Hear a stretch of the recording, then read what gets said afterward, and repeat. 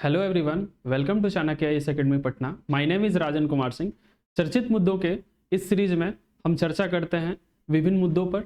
आज के इस एपिसोड में हम चर्चा करने जा रहे हैं बिहार की राजनीति में जाति। बिहार की राजनीति में एक कहावत है कि जाति है कि जाति नहीं। मतलब ये बताया गया है कि जाति किस तरह से बिहार की राजनीति पर हावी हो चुकी है। इस चर्चा में आज हम लोग देखेंगे कि बिहार में जो कास्ट पॉलिटिक्स है इतना ज़्यादा प्रबल क्यों है और इसके बढ़ावा देने में कौन कौन से फैक्टर्स हैं और इसकी क्या चुनौतियां हैं अभी, और किस तरह के स्टेप्स हमें एक उम्मीद की किरण दिखा रही है कि हम इस तरह की राजनीति से आगे बढ़ेंगे और जो हमारा राजनीति है वो और ज़्यादा सकारात्मक होगा। तो इसमें जो पहला टॉपिक है, क्या वजह है कि बिहार में कास्ट पॉलिटिक्स इतना प्रबल है। बिहार में जो कास्ट है वह विभिन्न वर्गों में बंटकर वोटिंग करते हैं, जिससे भारतीय जो राजनीति में जातिवाद को बढ़ावा मिल रहा है। तो हम देखेंगे कि अशिक्षा लिटरेसी की बात हम करते हैं तो उसमें हम देखते हैं कि बिहार में जो साक्षरता दर है वो 61.80% है, जबकि राष्ट्रीय स्तर पर वो कितना है 77.7%। और साक्षरता के क्या मायने हैं यदि हम देखें तो यदि आप किसी एक भाषा में यदि आप लिख ले रहे हैं, पढ़ ले रहे हैं तो आपको साक्षर माना जाएगा। और बिहार में भारत का यदि आप देखेंगे रैंकिंग में तो सबसे लोएस्ट जो स्टेट है वह बिहार है। तो शिक्षा जो हमारा साक्षरता का स्तर काफ़ी निम्न है। नेक्स्ट हम देखते हैं गरीबी। हाल ही में नीति आयोग ने एक रिपोर्ट जारी किया था, बहुआयामी गरीबी सूचकांक। उसमें उन्होंने बिहार में जो गरीबी है उसको उन्होंने 26.59% बताया था। यदि हम देखें तो यानी हर 4 में से एक बिहारी भीषण गरीबी का शिकार है। तो यहाँ पर गरीबी भी एक फैक्टर आ रहा है हमारा। नेक्स्ट हम देखेंगे कि राजनीति दल द्वारा भी दुरुपयोग किया जाता है। राजनीति दल इसे चुनाव जीतने के एक अस्त्र के रूप में प्रयोग करते हैं। और यदि आप देखेंगे कि चुनाव के दौरान जो विभिन्न एक्टिविटीज होते हैं, जैसे टिकट का बंटवारा, यदि चुनावी रैली आयोजित होती है तो उसमें जो बयानबाजी होते हैं, उसके बाद इलेक्शन के बाद जब सरकार बनाने की बात आती है तो उसमें मंत्रियों के चयन में जातीय समीकरण को खासा ध्यान में रखा जाता है।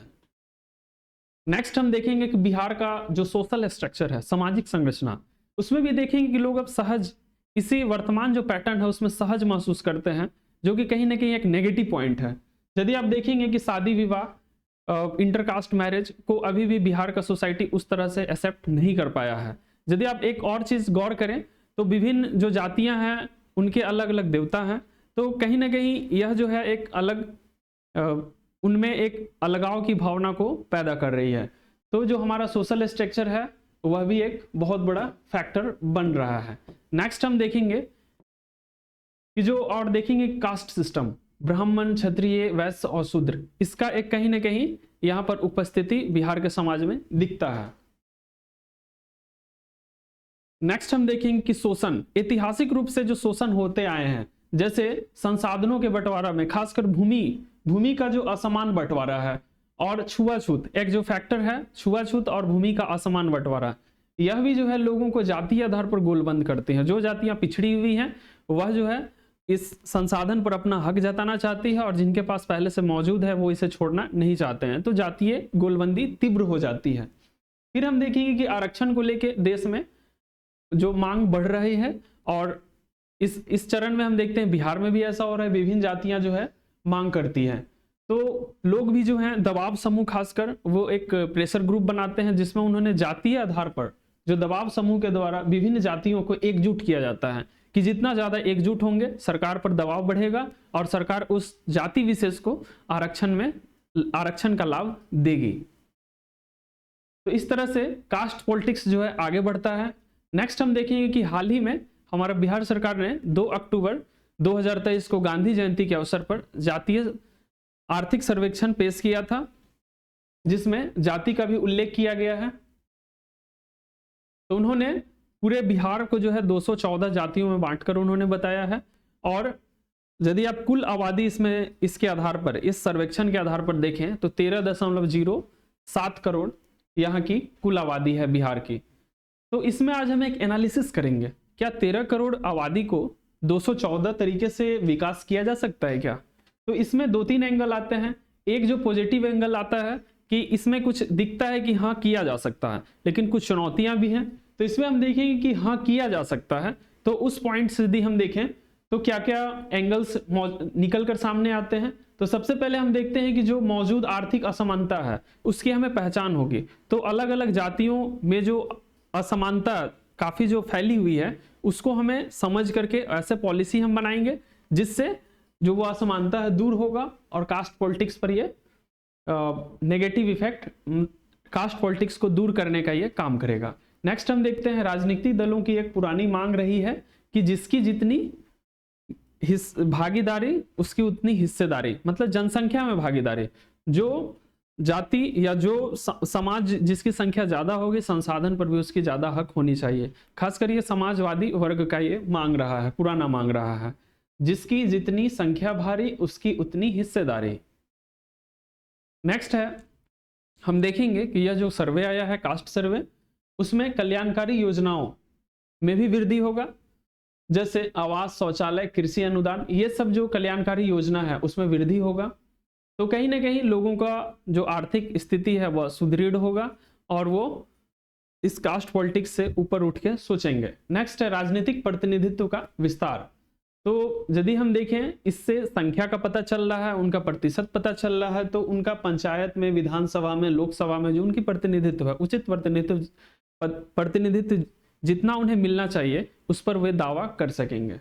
नेक्स्ट हम देखेंगे कि यह जो कास्ट सर्वे हुआ है उसमें कुछ चुनौतियां भी हैं, खासकर कुछ लोगों को शिकायत है अनियमितता को लेकर के। तो बिहार में, खासकर बिहार से जो बाहर रह रहे हैं, और इस दौरान जो सर्वे किया गया था बिहार सरकार के कर्मचारी के द्वारा, तो उन्होंने मोबाइल से भी उन्हें कांटेक्ट किया था, तो इससे सही से जानकारी नहीं मिल पाई है और न ही वो सही से अपना प्रेजेंट कर पाए हैं, तो कहीं ना कहीं उन्हें एक शिकायत है। नेक्स्ट हम देखते हैं इससे जातीय गोलबंदी तेज होगी। एक तो पॉजिटिव एस्पेक्ट हमने देखा है कि इससे जातीय पॉलिटिक्स कम होगा, लेकिन कहीं ना कहीं इससे जातीय गोलबंदी तीव्र होगी। जो इसका नेगेटिव पॉइंट है, लोगों में आधारभूत जरूरत, खास करके शिक्षा, चिकित्सा, रोजगार, पलायन, आपदा, कानून व्यवस्था, जो कि बिहार के लिए काफी जरूरी है, उसके बजाय लोगों का जो ध्यान है वह किस पर चला जाएगा, जातीय गोलबंदी पर, जो कि एक बिहार का जो विकास है उस पर नकारात्मक असर पड़ेगा। खासकर अब देखिए इस तरह का जातीय पॉलिटिक्स का यहाँ नेगेटिव दिखाया गया है कि जो लीडर हैं वह इस तरह से एक कैरेट को रखे हुए हैं, लोगों को लगता है कि ये हमें जल्दी से मिल जाएगा, लेकिन वह जितना दूर आगे जा रहे हैं वह भी उसी गति से वो आगे बढ़ता जा रहा है। तो कहीं ना कहीं यह कास्ट पॉलिटिक्स का एक दिखा रहा है, स्थिति को दिखा रहा है। नेक्स्ट हम देखते हैं विकास के मुद्दे पर उदासीनता रहेगी। ठीक है, जितना विकास हो रहा है लोग उतना ही में संतुष्ट रहेंगे, ज्यादा अतिरिक्त की मांग नहीं करेंगे, तो कहीं ना कहीं जो राज्य है वो पिछड़ता चला जाएगा। नेक्स्ट है विकास सूचकांक। विकास सूचकांक में भी पिछड़ेंगे, कहीं ना कहीं विकास नहीं होगा आपका। विकास का मतलब ओवरऑल ग्रोथ यदि नहीं होता है तो आप प्रति व्यक्ति आय में, विकास दर में, ईज ऑफ डूइंग बिजनेस में, लाइफ इंडेक्स में, सब में आप पिछड़ते चले जाएंगे। तो कहीं ना कहीं यह हमारी जो बिहार है उसको वो नकारात्मक रूप से प्रभावित करेगा। नेक्स्ट हम देखते हैं कि राजनीतिक दल के द्वारा इसका नकारात्मक रूप से इसका प्रयोग किया जाएगा, नकारात्मक राजनीति किया जाएगा, लोगों को वो बार बार उग्र प्रदर्शन के लिए प्रेरित कर सकते हैं और कानून व्यवस्था बिगड़ने की इस नौबत आ सकती है। इस तरह का सिचुएशन आ सकता है। नेक्स्ट हम देखते हैं कि कुछ चीजें हैं बिहार सरकार के द्वारा पिछले कुछ दशकों में कुछ ऐसे इनिशिएटिव लिए गए हैं, भारत सरकार का भी इसमें योगदान है, कि हमें लग रहा है कि कुछ आशा की किरण की बिहार जल्द ही यह जो कास्ट पॉलिटिक्स का जो नकारात्मक परिणाम जो निकल के आ रहे हैं उससे यह आगे निकलेगा और अपनी विकास की जो रफ्तार है उसको तीव्र करेगा। खासकर महिला सशक्तिकरण पर पिछले 1.5-2 दशक में बहुत बेहतर काम हुए हैं। जैसे आप देखेंगे जीविका परियोजना 2006 में विश्व बैंक के द्वारा प्रारंभ किया गया। पंचायतों में आरक्षण दिया गया महिलाओं को। बिहार भारत के शुरुआती ऐसे राज्यों में शामिल है जिन्होंने महिलाओं को 50% आरक्षण दिया है पंचायती राज में। नेक्स्ट है शराबबंदी ने भी महिलाओं को काफी सशक्त करने का कार्य किया है और महिलाओं को अब कोई भी राजनीतिक रूप से उन्हें एक पृथक वर्ग के रूप में देखा जा रहा है। उसको आधी आबादी 50% के लिए एक अलग स्ट्रेटजी बना रहे हैं राजनीतिक दल, उन्हें अपने पक्ष में करने के लिए। उन्हें अब कोई अनदेखा नहीं कर सकता है। उन्हें एक वर्ड जिसे साइलेंट वोटर हमारे भारत के प्रधानमंत्री नरेंद्र मोदी जी ने उनके लिए साइलेंट वोटर वर्ड का यूज किया था और वो अपनी भूमिका को काफी अच्छे से निर्वाह कर रहे हैं। नेक्स्ट हम देख रहे हैं कि विकास के मुद्दे पर लोगों की गोलबंदी। तो लोग अब जो है कास्ट पॉलिटिक्स से ऊपर उठकर विकास के मुद्दे पर भी वोट कर रहे हैं। जैसे आप देखेंगे कि हालिया विधानसभा और लोकसभा चुनाव 2020 में बिहार विधानसभा चुनाव आयोजित हुए थे 2020 में, और हाल में 17वीं और 16वीं और 17वीं जो लोकसभा हुए थे उसके परिणामों को देखें, गौर करें तो ऐसा लगता है कि बिहार अब कास्ट पॉलिटिक्स से आगे निकल रहा है। सड़क, बिजली, इस सभी मुद्दों पर वो गोलबंदी हो रहे हैं, शिक्षा, स्वास्थ्य के मुद्दे पर। नेक्स्ट हम देख रहे हैं कि समावेशी राजनीति का दौर। राजनीतिक दल अब राजनीतिक दलों को अब समझ में आने लगा है कि किसी एक दो जातियों को पकड़ के जो उनका राजनीति है वो लंबे समय तक नहीं चल सकता है। तो वो क्या कर रहे हैं कि A to Z, खासकर पहले जैसे आप देखेंगे कि एक राजनीतिक दल है जिसे MY समीकरण के लिए जाना जाता था, तो उन्होंने अब अपने आप को A to Z में कन्वर्ट, वो बोलते हैं कि मैं अब A to Z का पार्टी हूं। तो इस तरह से ऐसा जो है हर राजनीतिक दल में अब स्थिति बनती जा रही है। तो यह समावेशी विकास है और यह एक अच्छी राजनीति का संकेत है।